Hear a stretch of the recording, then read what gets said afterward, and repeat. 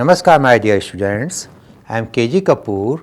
Welcome to Industrial Safety and Fire Safety class. In this class, we learn about industrial disaster management and safety, which is one of the important subjects of other hazards and safety covered in week 12 of the course. The subject has been Introduction to Overview, Introduction, Types of Disasters, Major disasters in India, Phases of disasters, disaster resilience, disaster management and safety measures, and techniques and strategies in disaster management, post-disaster recovery, emerging trends and technologies in disaster management. And finally, the conclusion and some references. We should understand certain terms.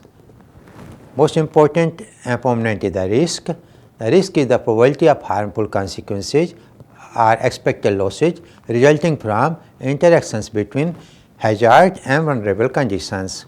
For example, death, injury, property, livelihoods, economic activity disrupted or environmental damage, these all are the risk.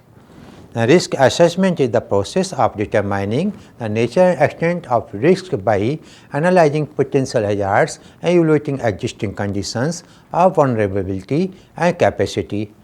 Risk assessment consists of hazard assessment, vulnerability assessment and capacity assessment. Vulnerability is the diminished capacity of an individual or group to anticipate, cope with, resist and recover from the impact of a natural or man-made hazard. It depends upon economic, social, cultural, institutional, political and psychological factors and the environment that they live in. Disaster risk equal to hazard into exposure into vulnerability. Resilience is the capacity of a community to resist, observe, adjust to and recover from negative impact of the disaster in a timely and efficient manner. It is the capacity of a system, community or society potential exposed to hazards to adapt by resisting or changing in order to reach and maintain an acceptable level of functioning and structure, learning from early disasters. The strengthening of coping capacities usually builds resilience to withstand the effect of natural and human-induced hazards. Disaster is a serious disruption of functioning of community or society which involve widespread human, material, economic or environmental impact that exceeds the ability of the affected community or society to cope using its own resources. Disaster management is how we deal with human, material, economic or environmental impact of said disaster. It is process of how we prepare for, respond to and learn from effect of major failures. Though often caused by nature, disaster can have human origins. The combination of hazards, vulnerability and inability to reduce the potential negative consequences of risk results in disaster. Disaster management does not avoid or eliminate the threats. Instead, it focuses on creating plans to decrease the effect of disasters. Disaster is a sudden event that harms lives, livelihood and overwhelms community. Industrial explosions, mass shooting and act of terror all are being done by the human. They may create disasters, human interactions. Earthquake, flood are disasters when they interact with infrastructure development. They are the natural. For example, low-income communities are often cited in areas more prone to flooding without being built to withstand high water. The Community Powered Resilience Program is focused on covering disasters that are common risk, including wildfires, earthquakes, extreme heat, flooding, and health pandemic. Figure shows that disaster is linked to the infrastructure and development platform, natural hazards, human power dynamics. There are various types of disasters like water and climate related disasters, floods and drainage management, cyclones, tornadoes, hurricanes, hailstorms, cloudburst, heat waves and cold waves, snow avalanches, droughts, sea erosion and thunder and lightning, they all are water and climate related disasters. Geologically related disasters are landslides and mud flows, earthquakes, dam failures, dam burst and mine fires. Chemical and radiological and nuclear related disasters are normally originating from establishment handling such substances. Accident related disasters are forest fires, urban fires, mine flooding, oil spills, major building collapse, serial bomb blast, festival related disasters, electrical disasters and fires, air, road and rail accidents, boat capsizing and village fire. Biological related disasters, pandemic, latest is the COVID, epidemics, pest attacks, cattle epidemics and food poisonings, virus attack, etc. In the picture you are looking at different type of disasters. On 14th August 2023, recently there was landslide in Shimla. It was a natural disaster. On 22nd June 2007, tornado Manitoba at Canada. It is also natural disasters. On May 3, 2019, Cyclone Fani in Odisha. It is also natural disasters. On 12th January 2010, there was an earthquake in Haiti affecting more than 3 lakhs people. It is a natural disaster. On December 3, 1984, there was a Bhopal disaster, which is one of the worst disasters in India concerned to human loss. On September 1921, Appu, there was an explosion in the factory that is at Germany. 10 July 1976, Savasot disasters, wherein a dangerous chemicals have spread in wide area that more than 10 kilometers of the area has been evacuated, and those who could not be evacuated, especially animals, they have died then and there within few minutes. And this area is still almost deserted as of now also. And 26 April 1986, there was Chernobyl man-made disasters in Ukraine, and this impact of this disaster is still being felt. Major disasters in India, they have Bhopal gas station in 1984, location is Bhopal, Madhya Pradesh, type is industrial disasters, and Gujarat earthquake 2001, location is Gujarat, type of the disaster is natural disasters, that is earthquake. Then Indian Ocean tsunami in 2004, location was coastal regions of multiple Indian Ocean countries including India, type is natural disaster, tsunami.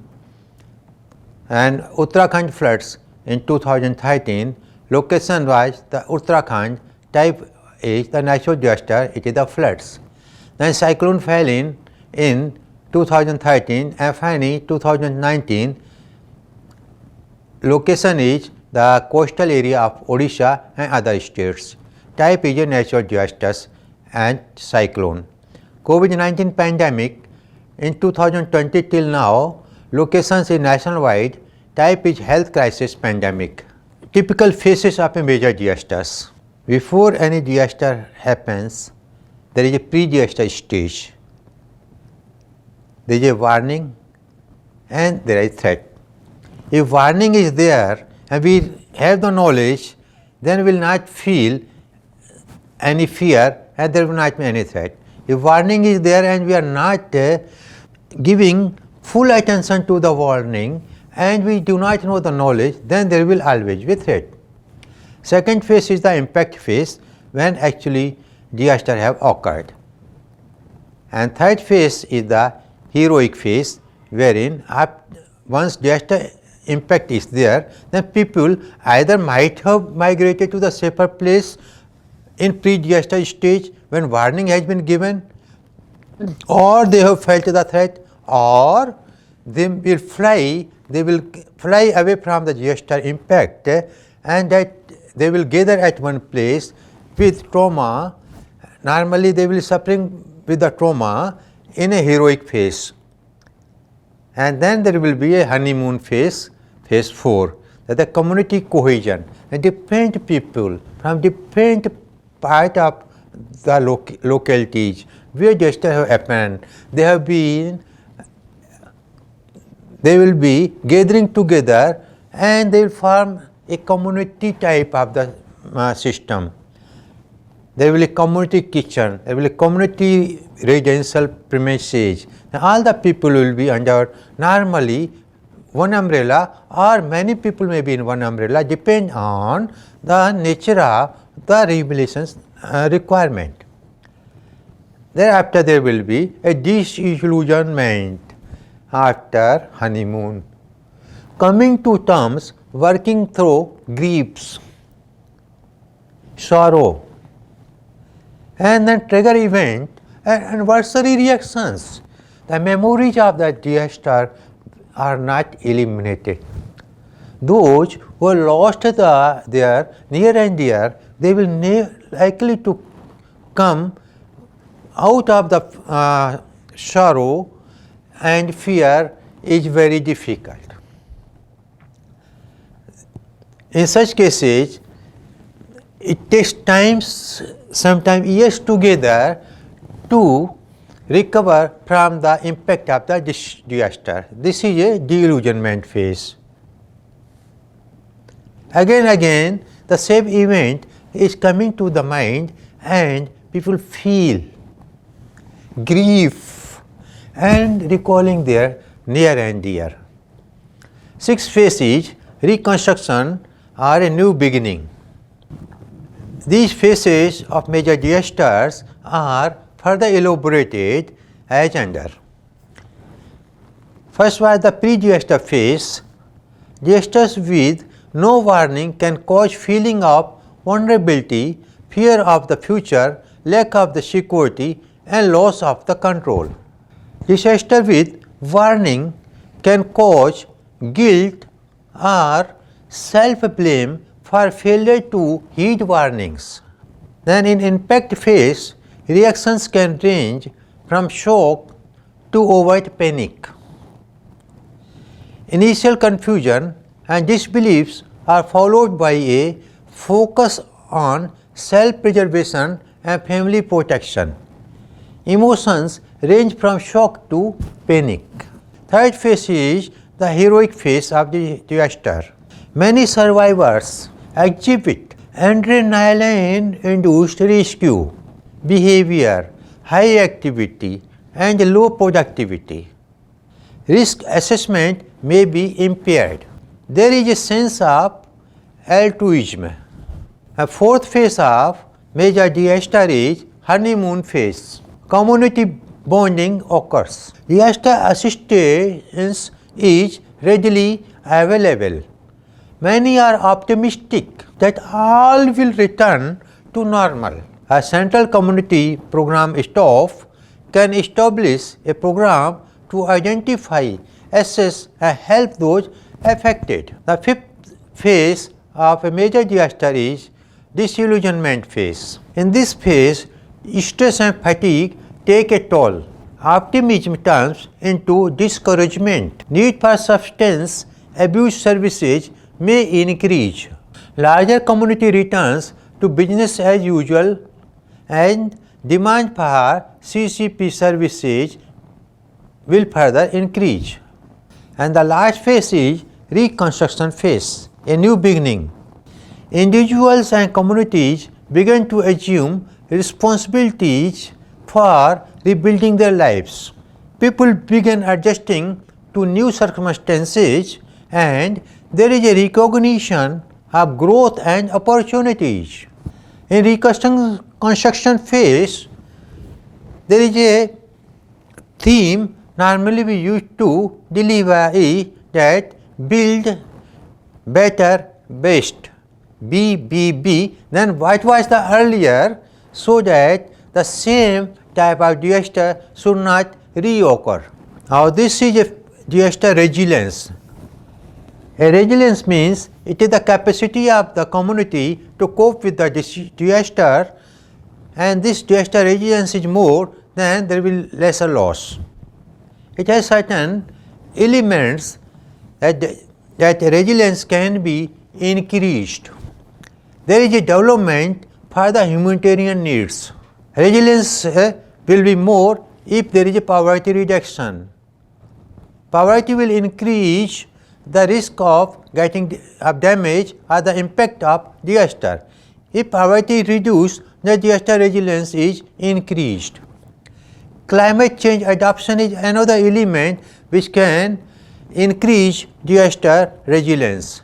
And state building, conflict sensitivity and peacekeeping building is another element that increases the disaster resilience. They are the catalysts for increasing the disaster resilience. Disaster risk reduction or DRR is another element for disaster resilience.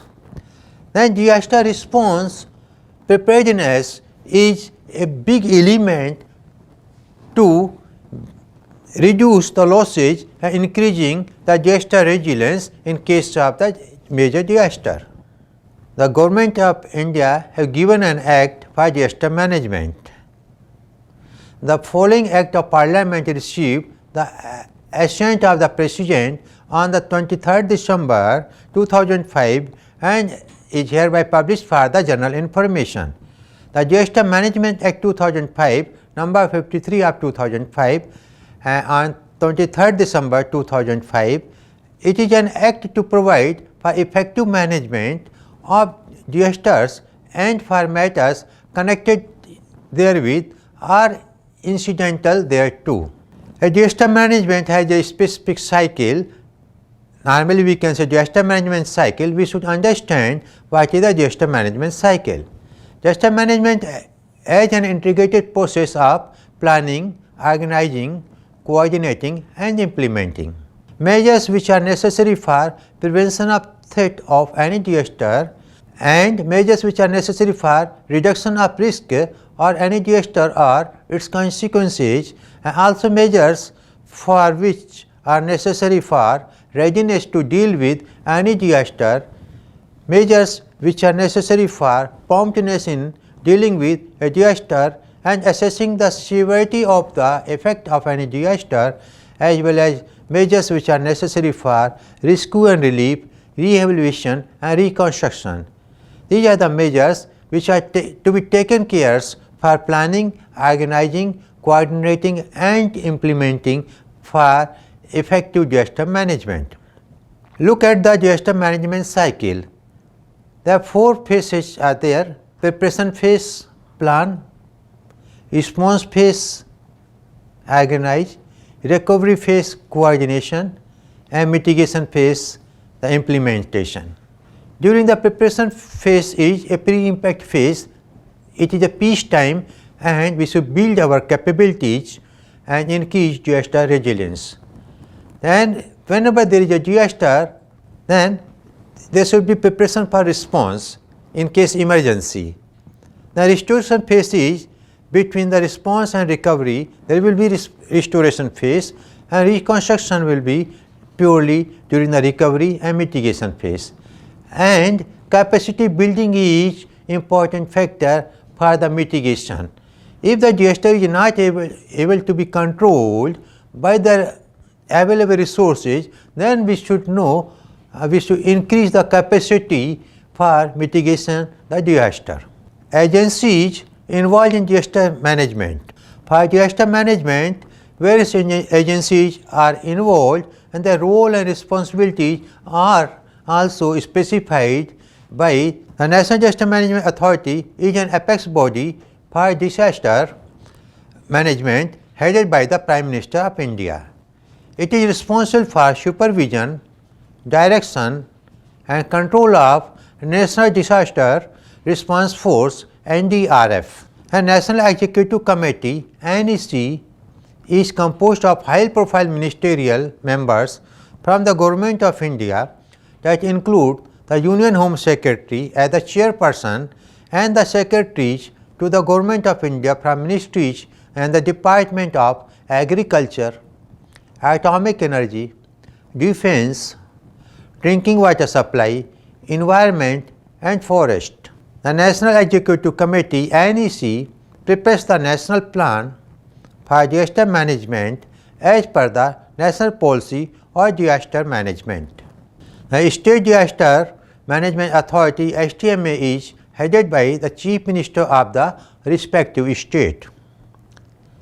The state government has a State Executive Committee SCC which assists the State Disaster Management Authority SDMA on disaster management. Going further down, the District Disaster Management Authority DDMA is headed by the District Collector, Deputy Commissioner or District Magistrate depending on the situation, with the elected representatives of the local authority as the co-chairperson. The DDMA ensures that the guidelines framed by the NDMA and the SDMA are followed by all the departments of the state government at the district level and local authorities in the district. The local authorities would include Panchayati Raj institutions, PRIs, municipalities, district and cantonment 11 institutional and legal arrangement boards, and town planning authorities which control and manage civic services. Now, safety measures is also important part of disaster management. The statutory requirement is given in the Occupational Safety, Health and Working Condition Code 2020. This code was enacted by amalgamation of 13 different acts and rules, including Factory Act. Page 50, para 4 of the Occupational Safety, Health and Working Condition Code 2020 states that every occupier shall, with the approval of the Chief Inspector cum Facilitator, draw up an on-site emergency plan and detailed disaster control measures for his factory and make known to the workers employed therein and to the general public living in the vicinity of the factory the safety measures required to be taken in the event of an accident taking place. On page 63, section 128, it is mentioned that in case of a public emergency or disaster or pandemic in whole of India or part thereof, the appropriate government may by notification exempt any workplace or work activity or class thereof from all or any of the provisions of this code for such a period and subject to such conditions as it may think fit. On page 76, paragraph 140 of the Occupational Safety, Health and Working Condition Code 2020, it is specified that the central government may make rules to regulate general safety and health of the persons residing in whole or part of India in the event of declaration of an epidemic, pandemic or disaster for such period as may be notified by central government. This is an example for such application of this section was visible during the COVID pandemic. Other safety measures are the emergency preparedness. For such purpose, create an emergency kit with essentials like food, water, medications, first aid, supplies and important documents. Develop an emergency plan for your family including evacuation routes and meeting points. Stay informed about potential hazards and emergency alerts through local news and official channels. The other safety measures are for fire safety. For such purpose, for fire safety measures, we should install smoke detectors on every floor of your home and regularly check their functionality. Have fire extinguishers in key areas and learn how to use them properly. Develop a fire escape plan with multiple routes and practice it with your family. For such other measures, reference document is NDMP National Disaster Management Plan. In case of natural disasters, we should learn how to survive and the action to be taken by us. For earthquake, secure heavy furniture, have an emergency kit and know drop, cover and hold. As shown in the right side of the figure, a drop is nothing. As soon as you feel any earthquake, just drop yourself, don't be in standing condition, as in standing conditions you may be unbalanced and you can fall down. Then cover yourself as soon as possible, as quickly as possible, cover yourself with a strong table or the bed made of the steel or strong wood. Then hold on the table or such wood so that if anything fall and if earth shakes, it should not go away. And it should be strong enough that if anything fall, then you will not be injured badly. During floods, avoid walking or driving through flood waters and move to higher ground if advised. During hurricanes, follow evacuation orders, reinforce windows and stock up on essentials. Cybersecurity is another area where we have to pay attention from safety point of view. Use strong unique password for online accounts and enable two-factor authentication where possible. Be cautious when clicking on link or downloading attachment from unknown sources. Regularly update software and use reputable antivirus and anti-malware programs. Public health emergency preparedness should be very effective from safety point of view. Follow guidelines from health authorities during disease outbreaks to minimize the spread of infections. Maintain good hygiene practices including proper hand washing and respiratory equity. Stay informed about vaccines and health recommendations. This was effectively followed under the leadership of the Prime Minister of India during the pandemic COVID. ILO gives effective safety management system. It is a systematic approach linked to PDCA cycle. OSHA 45001 also gives an effective management system. It is based on the plan, do, check and act cycle. It guides leadership and the management. It gives the management to commit for the effective safety management system for their employees. There are certain techniques and strategies in disaster management so that we can reduce the impact of the disasters. Early warning system is very important nowadays, utilizing technology to detect and provide advance warning for disaster. Look at the right side figure at the top corner. It is early warning systems. Implementing earthquake early warning systems, flood gauges and storm tracking. Disseminating alerts through various communication channels for rapid response. These are the fundamental of a early warning system. The evacuation planning.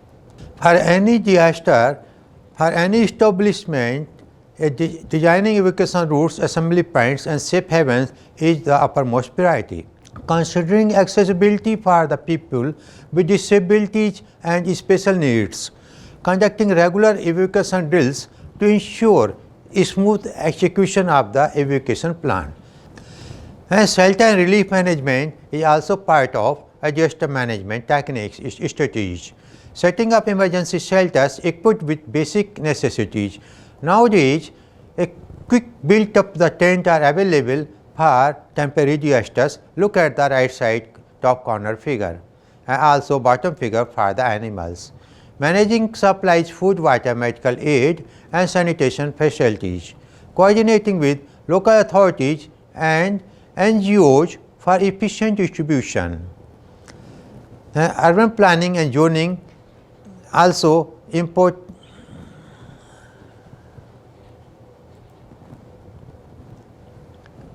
Specified techniques and strategies also adopted in urban planning and zoning schemes.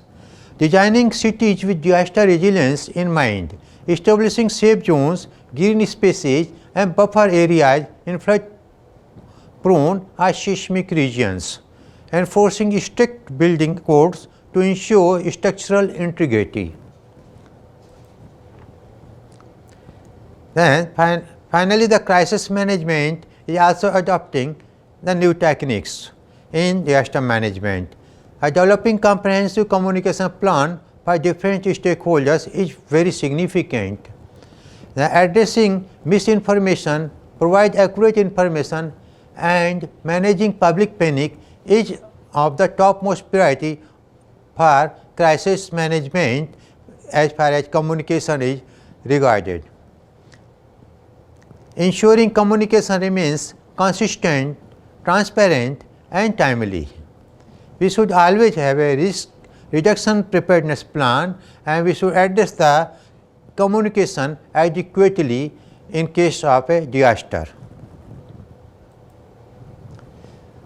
There are certain specialized disaster management techniques for the nuclear and radiological emergencies.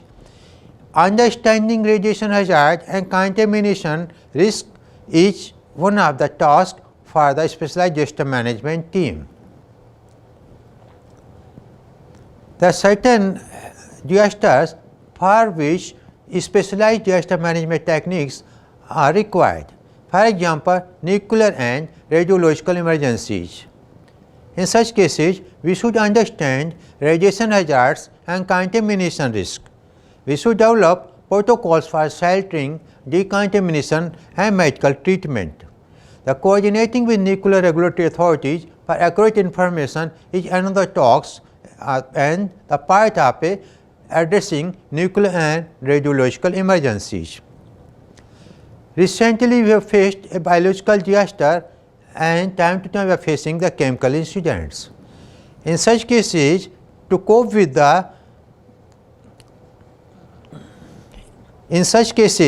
establishing protocols for handling hazardous materials and potential biohazards, ensuring proper protective gears, containment and decontamination procedures, collaborating with health organizations for effective response and medical care.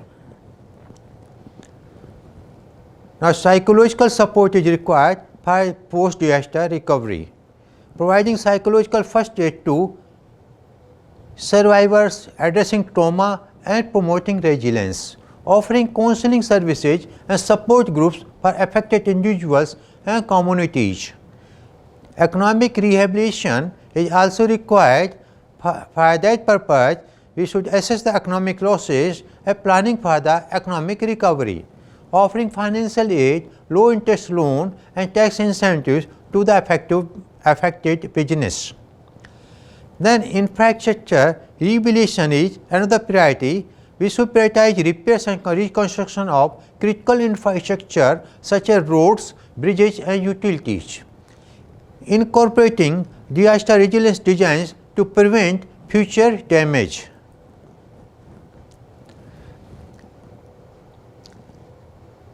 Big data and predictive analysis is another field. In such cases, we should utilize large data sets to big data and predictive analytics is another field of emerging trend and the technologies. Utilizing large data sets to predict disaster impact and the trends, analyzing historical data to forecast potential disaster scenario and enhancing decision making for resource allocation and emergency response. And look at the right side of the figure, it is a geographic information system or GIS. The information are being received from the satellite going to SCADA, then automatic vehicle location AVL is there and any other element are there to assist in disaster management, mapping disaster prone areas, vulnerable populations and critical infrastructures, visualizing spatial data for effective evacuation planning and resource distribution. It helps in integrating real-time information for situational awareness. Geographical Information System GIS, as shown in the right hand side figure, help in mapping disaster prone areas, vulnerable populations and critical infrastructures. It also help in visualizing spatial data for effective evacuation, planning and resource distribution. It also assists in integrating real-time information for situational awareness. The latest technology, drone and remote sensing, help for rapid damage assessment and search and rescue operation, implying satellite imagery for monitoring disaster progression and impact assessment. In the figure, it is shown a drone and remote sensing system. There will be a drone having a camera. From the Wi-Fi, a mobile Wi-Fi car is there, which consists of car processing unit, laptop, smartphones, smart glasses or other combinations for connectivity with the Wi-Fi to drone white space. And data will be going through LTE to the cloud, then through the fiber cable they are going to the radar, from radar they will be going to the drone. Drone will predict through the camera the disaster victim. The social media and crowdsourcing, harnessing social media platforms for real-time information sharing, enabling crowdsourced data collection and community engagement during disasters is also a significant step. Last but not the least is the emerging trend and technology in disaster management is the AI. AI, the artificial intelligence and machine learning, has played a significant role and it is going to play an effective role in future disasters by applying AI algorithm to analyze data and predict disaster scenarios, enhancing emergency response by identifying patterns and anomalies in real-time data. To conclude, to summarize, we can say that disaster management and safety are vital for protecting lives and the property. A multi-phased approach involving mitigation, preparedness, response and recovery is crucial. Applying key principles and safety measures can enhance community resilience and minimize disaster impact. The evolving landscape of disaster management involve cutting-edge technologies, cultural awareness and ethical considerations. By incorporating these trends and strategies, we can enhance our ability to predict, respond to and recover from disasters. A holistic approach that integrates technology, social considerations, a holistic approach that integrates technology, social considerations and ethical principles is crucial for comprehensive disaster management and safety. Thank you. I am sure you enjoyed the class. Namaskar. We are also giving some references for your further studies and the clarifications.